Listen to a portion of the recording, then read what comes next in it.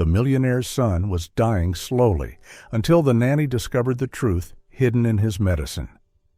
That afternoon, ocean wind drifted through the glass walls of the seaside California mansion, carrying with it a light trace of salt and golden sunlight that spilled across the polished wooden floor.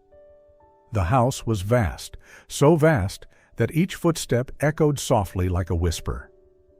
Yet the stillness inside wasn't peaceful. It felt like the flat surface of the sea just before a storm begins to rise from its depths. In the living room, Grace Hale lay on her side on the pristine white sofa, her breaths coming in small, uneven waves as though she had been running all day. And in truth, she had.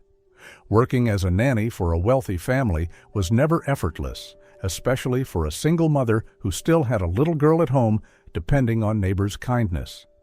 But Grace never complained. She only needed a minute to close her eyes, one deep breath to steady herself. When she opened them again, the first thing she saw was the small, serious face of Oliver Ward. The 8-year-old boy sat beside her with quiet concentration, pressing his toy stethoscope gently against her chest. His eyes were so earnest, it softened something inside her. "You're tired, right?" Oliver whispered, afraid even his voice might hurt her. "I'll check you. I'm a really good doctor." Under the slanted sunlight, the colorful Lego bricks scattered around him looked like medical tools in a child's imaginary clinic, creative, innocent, and tinged with loneliness. Grace smiled weakly, about to reassure him, when the living room door swung open. Ethan Ward stepped in, tall, composed, wrapped in a charcoal suit still carrying the tension of his last meeting.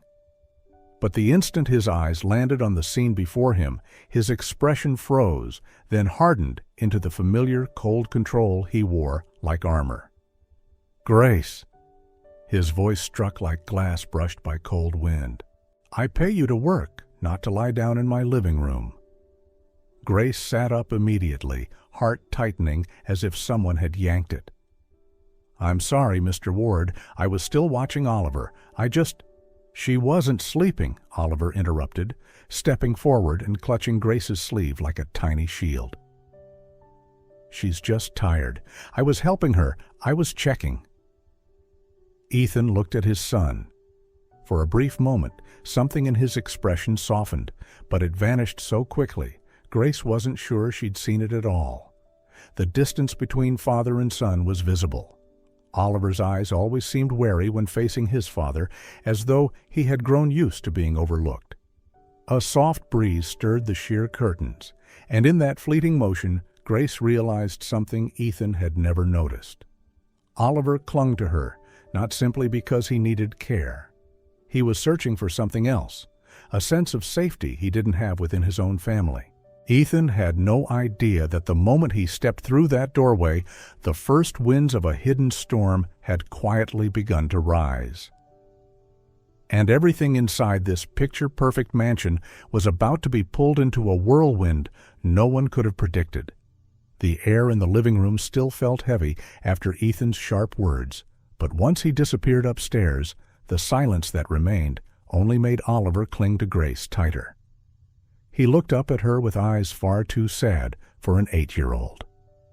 "I don't want you to go," he whispered, as if speaking any louder might shatter the words into frightened sobs. Grace brushed a hand through his soft, messy hair. She understood that feeling. She had once been a scared child, too, clinging to someone because the darkness felt close enough to swallow her.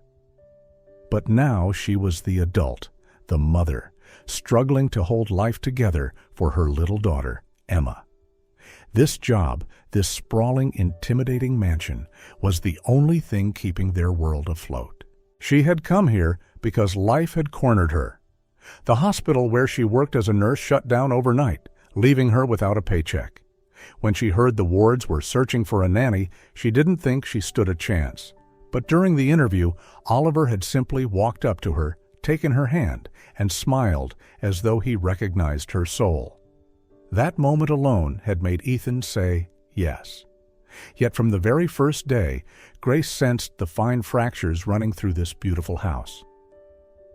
Ethan was endlessly busy, almost never home for dinner, and Vivian Ward, his wife, former model-turned-influencer, was always dazzling, always rushing somewhere, always perfect in photos, and rarely present for her son. Her expensive perfume was more familiar to Oliver than the warmth of her arms. Once, Grace found Oliver standing in the hallway, staring blankly as Vivian hurried out the door. He looked as though he wasn't sure whether to call her mom or just another passing guest. And as Oliver grew closer to Grace, Vivian's eyes on her shifted. Something sharp, something jealous. Not jealousy between two women, but the jealousy of a mother realizing her child's heart had quietly slipped away from her grasp. One evening, while Grace was folding laundry in the utility room, Mrs. Alden, the elderly housekeeper, approached her. She studied Grace carefully before speaking. "Miss Hale," she murmured, "don't get too close to young Oliver." Grace froze. I only want him to feel safe." Mrs. Alden shook her head slowly. In this house, affection always has a price, especially when the mother no longer holds her own child's heart. From that night on, Grace tried to keep a polite distance, but Oliver never did. He shadowed her like a small, silent moon. He confided in her things no one else in the family had ever heard. His fear of the dark, nightmares of being locked alone in a pitch-black room, the arguments he heard from his parents' bedroom on nights that looked peaceful from the outside. He said these things in a steady voice, as though fear had become a companion he no longer questioned. Only when he clung to Grace's arm did he finally tremble, like the child he truly was.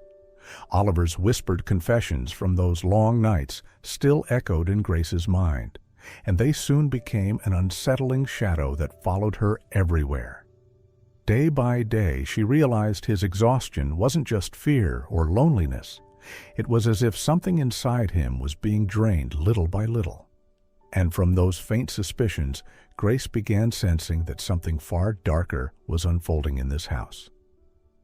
Oliver's condition worsened quickly. During the day, he often felt dizzy, struggling to keep his balance, his face pale as though he hadn't slept for weeks. At night, he jolted awake reaching for Grace, breathing in panicked gasps, eyes wide as if he had seen something terrifying. Sometimes he trembled so violently that Grace had to wrap her arms around him, holding him steady so his sobs wouldn't break free. She had seen frightened children in hospitals before, but the fear in Oliver's eyes was different, sharper, heavier, like he knew he was in danger but didn't know how to say it. One evening, when Grace handed him his usual medication, he whispered, "Is this the real medicine, Grace?" The question chilled her. She inspected the bottle. The smell was slightly off, the color of the pills paler than before. Her old nurse's instincts pricked sharply. Something was wrong. But when she tried to speak to Ethan, he simply folded his arms, tiredness in his voice. "Grace, please don't create problems. Oliver is stressed, that's all. The medication is what the doctor prescribed." Cheers, Grace stepped back, but something inside her rang like metal scraping metal. That night, with shaky little hands, Oliver pulled a small blue notebook from beneath his pillow. "I'm writing everything, so I don't forget later," he murmured. "Can you look, please?" Grace opened it, and her heart dropped into darkness. Oliver hesitated every time he had to write her name.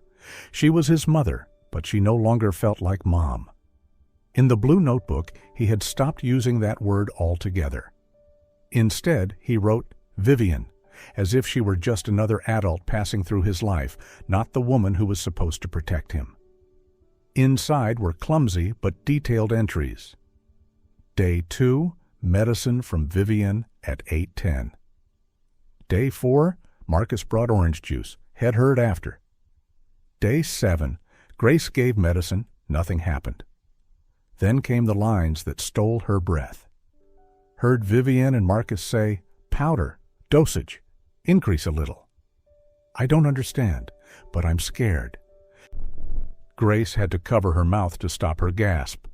Her chest tightened even more when she realized he never wrote Mom. Only Vivian. As if the word mother no longer felt safe to him. She wanted to take the notebook straight to Ethan, but Oliver clutched her sleeve, his eyes shining with a fear so sincere it pierced her. "I'm scared Dad won't believe me. But I wrote it all down so he'll know. If anything happens to me." Grace held him close, feeling her heart twist painfully. And as the ocean wind rustled outside the window, she knew those shaky scribbles were the beginning of a truth, trying desperately to break free from the dark. From the night Oliver handed Grace the little blue notebook, something inside the mansion shifted.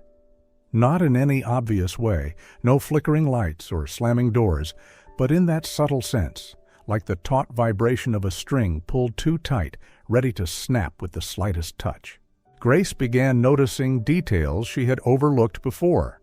Medicine bottles set in different positions, glasses of orange juice already waiting on tables before she arrived, and the unreadable glances Vivian gave whenever she saw Grace and Oliver sitting together. One afternoon, Oliver suddenly collapsed halfway down the stairs. Grace rushed forward, catching him just in time. His face was so pale she felt as though all the color was draining from his body. I feel dizzy," he whispered, gripping her shoulder with trembling fingers. She placed a hand on his forehead, burning hot. Panic rose in her chest as she carried him to his room, nearly spilling a glass of water in her haste. But what shook her even more was the medicine bottle in the drawer. The cap was half open, and inside, the pills that were once faintly blue were now nearly white. A cold dart of fear raced down her spine. Who had opened it? Who had changed something inside? That fear followed her into the kitchen, where she intended to speak to Mrs. Alden. But as she stepped near the doorway, she heard the sound of someone mixing juice. It wasn't the housekeeper standing at the counter. It was Marcus, Vivian's younger brother. He held a small packet of powder, tore it open with practiced ease, and poured it into the glass. His movements were so smooth they looked routine. Grace pressed herself against the wall, heart pounding as Marcus murmured to himself, his voice blending into the hum of the blender. "Just a little makes him easier to manage." Grace covered her mouth to hold back the cry rising in her throat. She wanted to rush in, grab the glass, scream, anything, but her legs refused to move. Marcus placed the glass of orange juice on a tray and walked out. Only when he disappeared did Grace step into the kitchen, staring at the glass like it contained poison. She lifted it, seeing tiny bubbles dissolving on the surface. No, she couldn't let Oliver drink this. She dumped the juice, washed the glass, and made a fresh one.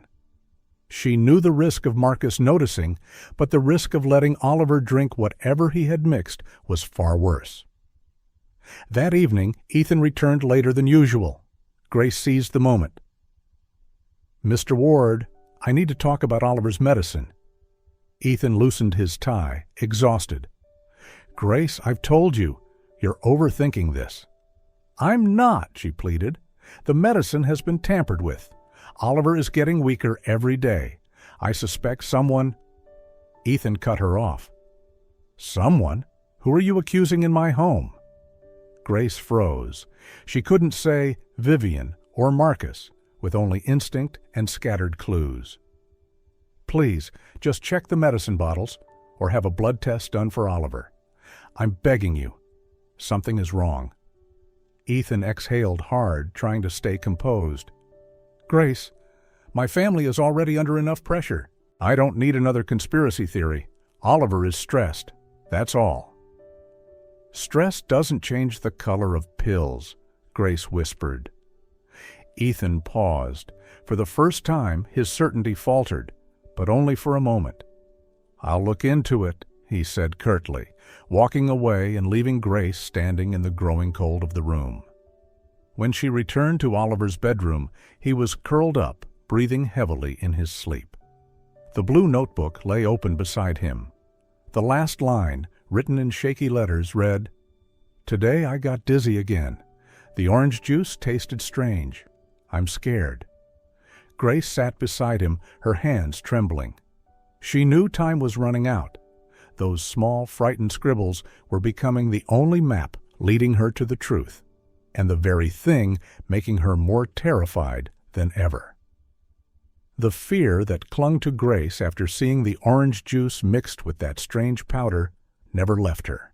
It followed her through the entire evening, slipping into every breath, every step, every glance at Oliver's exhausted little face. But that fear was only the beginning. Because later that night, when the mansion had settled into a silence that felt more like a mask than peace, Grace overheard a conversation that changed everything. She was walking down the upstairs hallway to check on Oliver when voices drifted up from the living room below. Vivian's voice, cold, sharp, impatient, came first. "Did you increase the dosage? He's still not weak enough for what we need." Grace froze. Her heartbeat pounded so loudly she feared it might echo down the stairs. Marcus replied, disturbingly calm. "I increased it, but kids react slowly. Just a few more days, and he'll be weak enough that Ethan will take him for full examinations.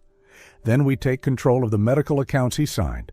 Fake bills, treatment fees, transfers, everything funnels through us." Vivian let out a soft laugh, but it was a blade slicing through the air. "Ethan trusts too easily. As long as he's busy, and he's always busy, a weakened child will make him sign anything I put in front of him. And when it's all finished, the rest of the estate will be mine." Marcus lowered his voice, but every word hammered straight into Grace. "As long as the kid doesn't die, we need him alive, at least until everything is finalized." Grace clutched the railing to keep from collapsing. Every word twisted around her throat like a tightening rope. Oliver wasn't being harmed out of hatred. They were poisoning him for money, for control over Ethan, for greed glossed over with luxury. An 8-year-old child was their leverage. Vivian went on, mockingly amused. "Grace is too naive, always holding that boy like she's his real mother. When something goes wrong, it'll be easy to pin it on her. A broke nanny with no status, no connections. Perfect scapegoat." Grace felt the breath punched out of her. They didn't just want Oliver sick, they were preparing to destroy her as well. Her fingers dug into the wood of the railing until her nails hurt.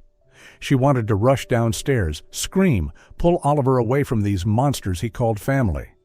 But she knew, without solid proof, they would twist everything and call her paranoid. One wrong move, and she would lose her job, lose her ability to protect Oliver, even lose custody of Emma. Moments later, Marcus's footsteps echoed closer.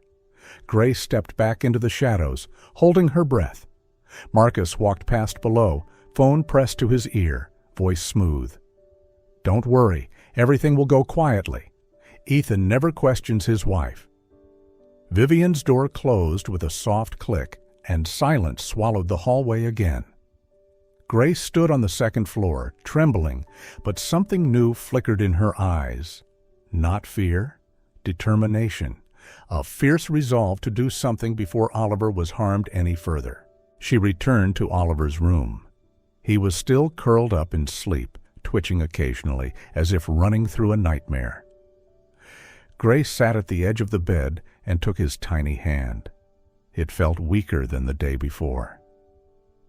"You're going to be okay," she whispered, a promise to him and to herself. "I won't let anyone hurt you, no matter who they are." But deep inside, Grace knew. Saving Oliver would take more than courage. She needed the truth. She needed evidence. And she had very little time before the storm fully broke. That night, when Grace left Oliver's room, her heart still dangled by a thread that felt ready to snap. The oceanfront mansion was silent, but the silence no longer felt peaceful. It felt like something was holding its breath in the dark. The conversation she overheard between Vivian and Marcus replayed in her mind, word for word, cold and metallic, impossible to shake off. She returned to her room and opened the drawer where she kept Oliver's little belongings. Her fingers brushed the blue notebook. She opened it, and the childish, uneven handwriting stared back at her, innocent, yet sharp as a blade to anyone who understood. Today the medicine smelled different. Marcus said, "Drink it." Vivienne said, "Don't tell Dad." Powder, stronger. Dose? Grace flipped to the next page. Exact time stamps, notes about juice, about white dust falling from the spoon. An 8-year-old documenting what adults ignored. This wasn't suspicion anymore. This was evidence. Clutching the notebook to her chest, Grace went straight to Ethan's office. Light spilled from under the door. She drew a deep breath and knocked. "Ethan, I need to talk. It's important." He turned, exhaustion heavy in his eyes. "Grace? What is it?" She stepped in, holding the notebook between them. "It's about Oliver. I think someone is intentionally hurting him." Ethan shot upright, defensive. "Grace, not this again." "It's not a feeling." Her voice cracked. "Oliver wrote everything down, and tonight I heard Vivian and Marcus." She recounted every detail. Dosage, weakening him, health accounts. Ethan's face drained of color. He opened the notebook, flipping pages. Each line Oliver wrote hit him like a blow. "No way," he whispered, voice shaking. Grace leaned forward. "I know it's hard to believe, but Oliver's getting weaker every day. You have to do something." Ethan didn't answer. He stood still for a long time, as if the room were shrinking around him. When he finally lifted his head, something in his eyes had changed. No more denial, only a father trying to keep his child from falling into a pit. But they didn't know the real nightmare would arrive at dawn. Just as the sun began to rise, Grace woke to strange sounds from Oliver's room. She ran in and found him curled up, face ashy, lips turning blue, eyes wide with fear. "Grace, I can't." "Breathe," he gasped, voice thinner than a thread. Grace screamed for Ethan. Everything after that blurred. Ethan carrying Oliver down the stairs, Alden flinging open the garage door, Grace's shaking hands, dialing 911. They rushed Oliver to Santa Monica Hospital faster than Grace had ever imagined a car could move. In the ER, Oliver lay on a bed with a mask pressed over his face, his small body tensing with each desperate attempt to draw air. Grace had to turn away to keep from breaking down. Dr. Rowan Pierce, a seasoned man with eyes that had seen too much, stepped in. He looked at the test results, then at Oliver, then at Ethan. When he spoke, every word weighed heavily. "This isn't a virus, not an allergy. This is the result of prolonged poisoning." Ethan staggered, fists tightening. "Poisoning?" he growled. "Yes," the doctor replied. "Small doses over time. If he hadn't been brought in when he wouldn't be breathing." Grace looked at Ethan. She had never seen him like this. Not angry, but like a cornered animal ready to tear through anything to protect its young. Ethan turned to the doctor, voice low and dangerous.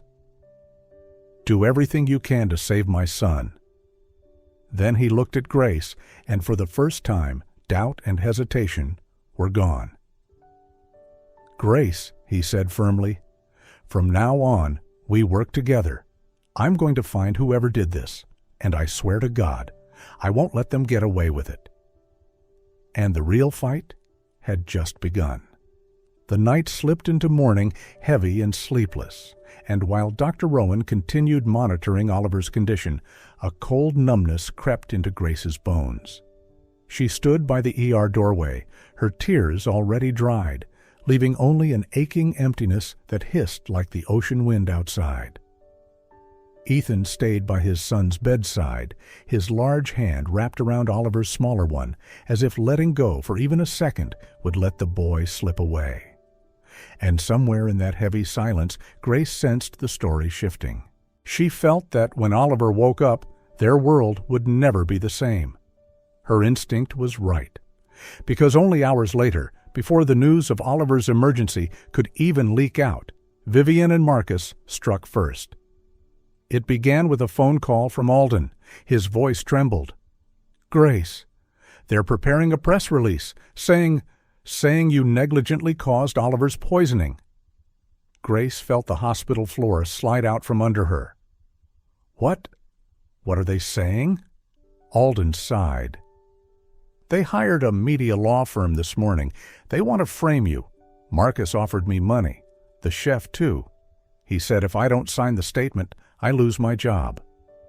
Grace pressed a hand to her chest, breath choking. She wasn't afraid of losing her job.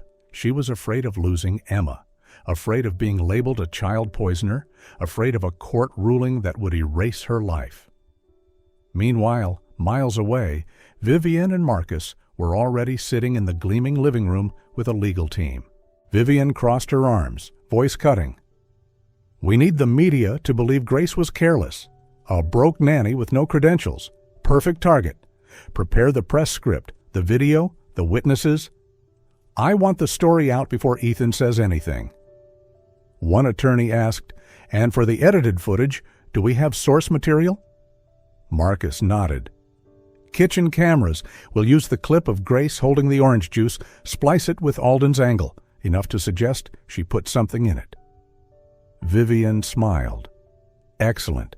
And be sure to mention she's a single mother. Financial motive works beautifully." Grace didn't know every detail, but when Alden said they're creating evidence, she understood exactly how far they'd go. Despair rose so fast it nearly strangled her. "Ethan won't believe them," Grace whispered, though her voice didn't believe it. Alden answered, voice tight. "They planned for that.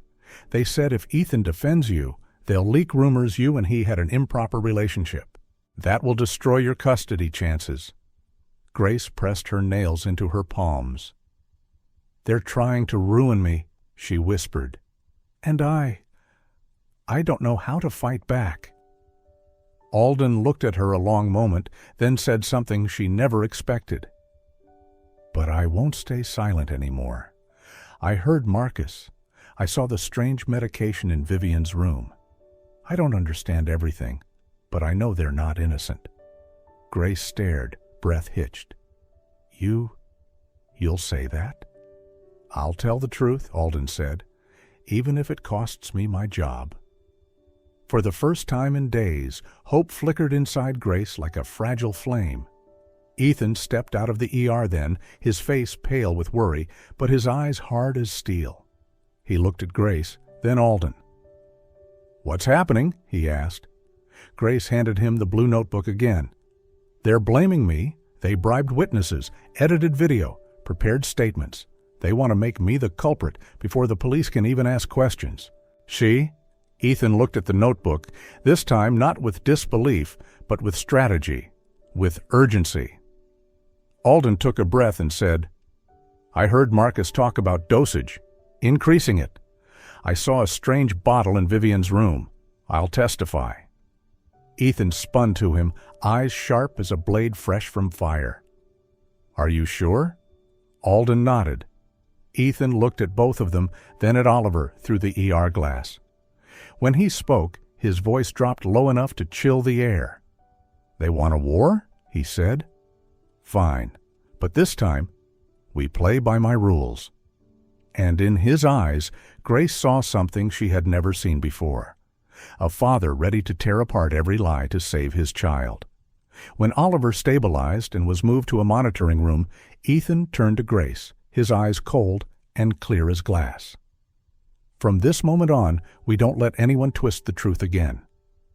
Grace only managed to nod. She had never seen him like this, so calm, it was frightening. The next morning, Ethan walked straight into Dr. Rowan's office. He demanded that every medical record be legally sealed, every sample preserved, every medication Oliver had taken placed under strict control.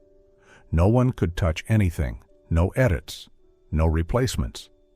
Dr. Rowan agreed without hesitation, as if he understood this was no longer a family matter, but the opening of a legal war. Every document, every vial was sealed in front of Ethan. Grace stood beside him, her heart tightening. She was afraid, not of what would come next, but because she knew that once Ethan started, there would be no way back for anyone. When they left the hospital, Ethan didn't say where they were going, but the direction of the car answered for him. They were returning to the seaside mansion, and it wasn't a homecoming, it was a crime scene inspection. The garage door opened, and Vivienne appeared, flawless in a white silk robe, hair perfectly styled, a gentle smile painted on her lips. But the smile died the moment she saw Ethan's eyes. "Ethan, why are you—" "The police will be here in 15 minutes, Ethan said, his voice so even it chilled the room. "I want every medication in this house sealed, and all camera footage from the last 2 months pulled." Vivienne froze, stunned for a few seconds, before anger burst through her composure. "You've lost your mind! You don't have the right—" "I do when someone has been poisoning my son." Marcus had just reached the bottom of the stairs when that sentence hit him like a blow to the chest. His hand stopped on the railing. He forced a crooked smile. "Ethan, listen to me." But Ethan had already pulled out his phone, speaking clearly, loudly, with Vivienne and Marcus standing there. "Freeze all accounts under the names Vivienne Ward and Marcus Ward. Lock every offshore transaction, effective immediately." Vivienne went pale. Marcus looked as if someone had struck him. Just then, the doorbell rang. Police officers and forensic technicians arrived and immediately began working, collecting bottles from Vivienne's room, Marcus's vitamins, glassware from the kitchen, staff logs. Each item went into evidence bags, photographed, logged, recorded. Grace stepped back, watching it all unfold like a movie she feared but couldn't look away from. Ethan remained in the center of it all, calm, controlled, missing nothing.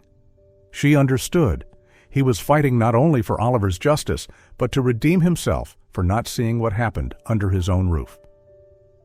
Investigator Johnson spent nearly 40 minutes reading the blue notebook Oliver had filled with shaky handwriting. When he finished cross-checking every detail with the lab results, he lifted his head, his voice heavy. "Everything matches. Every date, every symptom, every dosage change." Vivienne shot up from the sofa, shouting, "You're believing a scribble written by an 8-year-old over me?" Johnson replied, steel cutting through his tone, "We believe it when those scribbles match toxicology." Marcus stood behind her, face draining of color. He glanced toward the back door of the mansion, as if measuring an escape route. Grace saw it instantly. Marcus was planning to run, but Ethan saw it first. He stepped forward, voice low and lethal. "If you take one step out of this house, I'll take it as a confession." Marcus froze in place. Vivienne's lips trembled, her hands twisting together until they turned white. When the official investigation began, the tension inside the mansion and the hospital thickened into something almost tangible.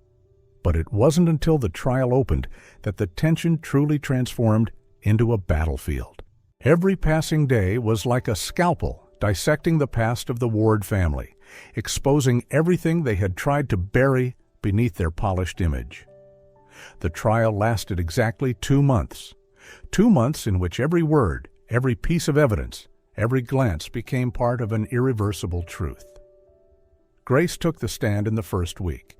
Though her hands trembled slightly, her voice stayed steady. She told everything.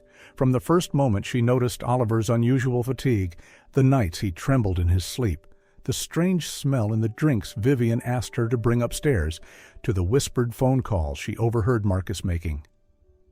Dosage? Powder? Not too much. The courtroom fell so silent, it felt airless. No judge, no lawyer interrupted her. They simply listened. When Oliver testified, he didn't enter the courtroom. He sat in a private room, connected through a large screen to avoid psychological trauma. Months had passed since that night in the ER. Oliver had turned 9 in a hospital room, blowing out a candle stuck into a plastic cup of pudding. He was 9 now, small but heartbreakingly brave. His voice quivered. "I remember once Vivienne gave me orange juice. I drank it and my head felt like the ocean was spinning. I told her I didn't like the taste. She said it was special medicine." The judge asked, "Why did you write a journal?" Oliver looked down, his small hands tightening. "Because I was scared if I died, no one would know what happened." The sentence dropped into the room like a stone. Grace turned away, tears burning down her face. Ethan bowed his head, his hand clenched white. The evidence that followed struck like hammer blows. Toxicology results in Oliver's blood-matched substances found in Vivienne's room. Offshore account statements revealed a chain of suspicious transactions under Vivienne and Marcus's names. Security footage showed Marcus entering Oliver's room at least 3 times late at night.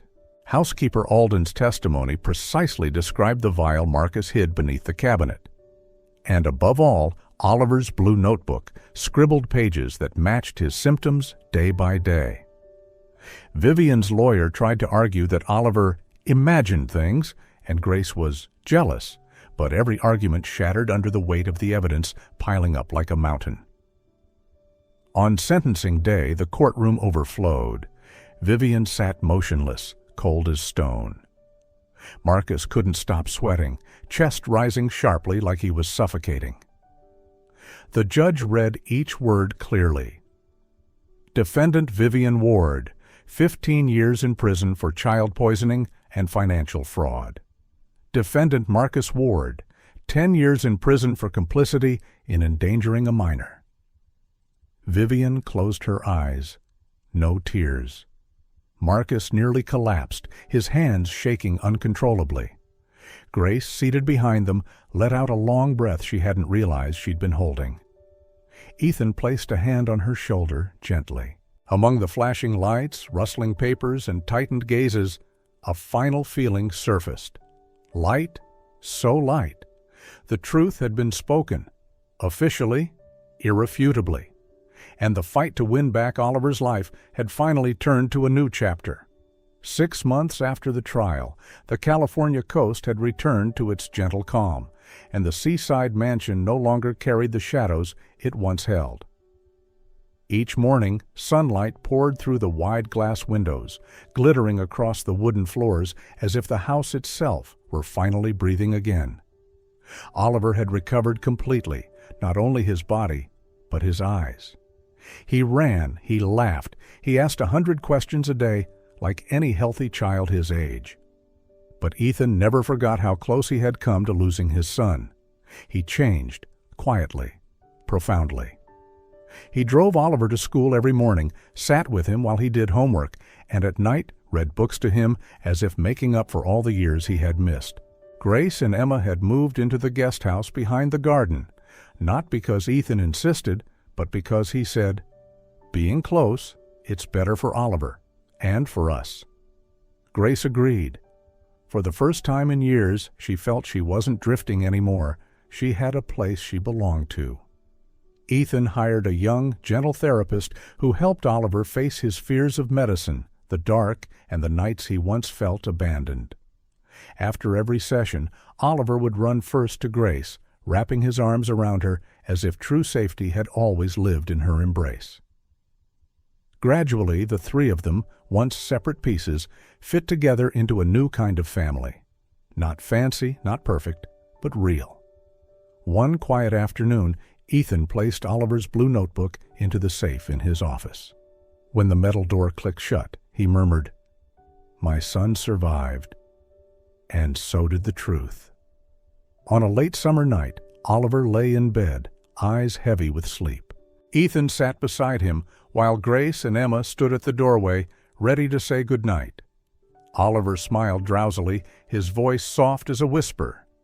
"Good night, Dad. Good night, Miss Grace. Good night, Emma." The 3 adults exchanged a look, no words, but full understanding. The old story had ended. A new family, warm, safe, and honest, had finally begun.